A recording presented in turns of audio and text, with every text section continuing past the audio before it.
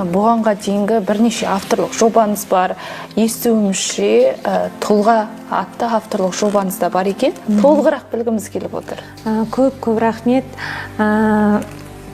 Шынымен де бүгінгі таңда біздің негізгі мақсатымыз ұлтын сүйетін, тілін сүйетін, туған жерін сүйетін ұрпақ тәрбиелеу, тұлға тәрбиелеу. Біз барлық мақсатымыз тұлға тәрбиелеуге алып келеді.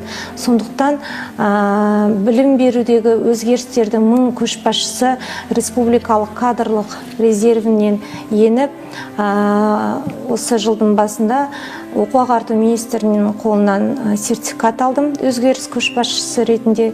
Сол кезде бізбен тілдесу барысында менде осындай жобамның, идеямның бар екенін айттым. Яғни тұлға атты жоба жасасақ, осы жобаны барлық мүмкіндіктермен қарастырамын деп ол кісі бұл жобаны жасаңыз, іске асырыңыз деді. Сондықтан мен оқуымды тәмамдағаннан кейін өзімнің қалауымен мектебінде қазіргі таңда тәрбиесінің орынбасарымын және осы тұлға атты жобаны іске асырып жатырмын. Тұлға атты жобаның ерекшеліктері өте көп.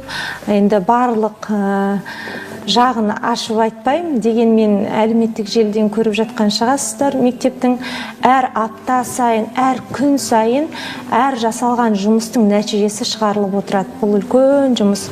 Яғни сыныптар мен сынып жетекшілердің жұмысына қарауға барлық мүмкіндік ашылады. Одан кейін біздің мектеп, енді мен Қазақстанның мектептерін естіп көрмедім.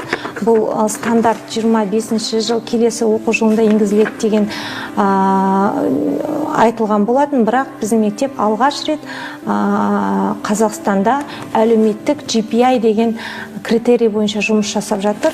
Осы тұлға жобасы аясында оның да критерийларын өзім жасап шығардым. Бұнда да барлық мүмкіндік оқушының толыққанды жаңағы мүмкіндіктерін көрсетуге бағытталған. Әр ай сайын нәтижесі шығарылады, тұлғалармен кездесу жүргізіледі. Мектебіміздің мақтанышы Ерасыл Қажыбаевпен кездесу өтті. Оған да тұлға атты медаль бердік. Өйткені ол шынымен де біздің мектептен шыққан тұлға тек қана мектебінің атын шығарып қана қоймай, бүкіл қазақтың абыройын көтеріп жүрген батыр. Сондықтан бұл жобаның арқасында дәл сондай мықты тұлғалар қалыптасады деген ойдамыз. Болашақта осы жобаны басқа мектептерде қолдануға болады. Енді автор ретінде осы жобаның бөлісемін. Биылғы жылы нәтижесін шығарып, жылдың соңында біз әр критерий бойынша нәтижесін шығарамыз. Және бір жақсы дүниесі, осы жобаның арқасында бізде ата-аналармен де байланыс жақсы қалыптасты. Яғни ата-ана өзінің баласының ай сайынғы рейтингісін, ай сайынғы жаңағы алып жатқан мадақтамасын көріп қуанышты хабарды естіп, шынымен де жетістіктеріне марқайып отырады. Оқушылар да мотивация алады. Мен осындай дүние түсірсем, мен пиар менеджер жасасам, мен подкаст түсірсем, мен мынаны жасасам деп әр апта сайын берілген тақырыптармен жұмыс жасалады. Және енді барлығын айтып қоямын қазір. Өте көп критерийлері бар. Бұл шығармашылықта жан-жақты тұлға қалыптасуына үлкен әсерін тигізеді. Ауқымды жоба, керемет. Енді қорытындылайық. Біздің көрерменге айтарыңыз болса, Абай облысы Семей өңірінің тұрғындарына жүрек жарды тілегіңіз болса, мархабат, сонымен сұхбатымызды тәмамдасақ. Құрметті жерлестер, әріптестер, мен ұлы оқушыларыма айтамын, бұл өте керемет қасиетті жер, сіздер бақыттысыздар деп. Өйткені Абай жүрген жер, Мұхтар Әуезов, Шәкәрімдей тұлғаларымыздың, қаншама ақын жазушылардың туған топырағы.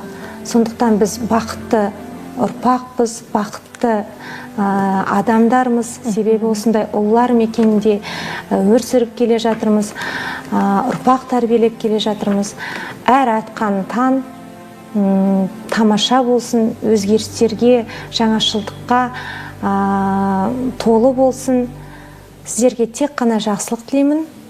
Біздің Абай облысының туын биікке көтеріп, ұрпағымызды жақсылыққа, ізгілікке насихаттап жүре берейік. Тамаша. Керемет, өзіңізге де көп рахмет, алғыс білдіреміз. Алтындай уақытыңызды бөліп келгеніңізге ризашылығымызды білдіргіміз келеді. Жеңісіңізбен тағы бір мәрте құттықтап өтейік. Алдағы уақытта өзіңізге тек қана сәттілік тілейміз.